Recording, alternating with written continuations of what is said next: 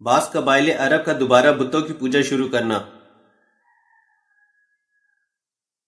جزیرۃ العرب میں شرک اور بت پرستی کا دورہ تھا، مگر اللہ تعالیٰ نے اپنے نبی صلی اللہ علیہ وآلہ وسلم کو توفیق دی اور اپنے لشکروں سے ان کی مدد کی، حتیٰ کہ انہوں نے تمام بتوں کا خاتمہ کر دیا اور اللہ تعالیٰ کی توحید کا علم بلند کر دیا۔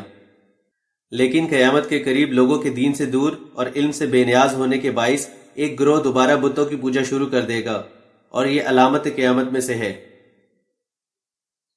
حضرت ابو ہریرہ رضی اللہ تعالیٰ عنہ بیان کرتے ہیں کہ رسول اللہ صلی اللہ علیہ وآلہ وسلم نے فرمایا، قیامت اس وقت تک قائم نہ ہوگی جب تک کہ قبیلہ دوس کی خواتین کی سرینے ذوالخلصہ کے ارد گرد حرکتیں نہ کرنے لگیں۔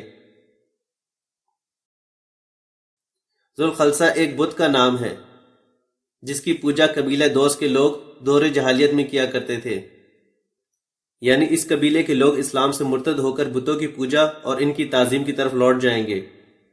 قبیلہ دوس کے مقامات جزیرہ نما عرب کے جنوب مغرب میں واقع ہیں۔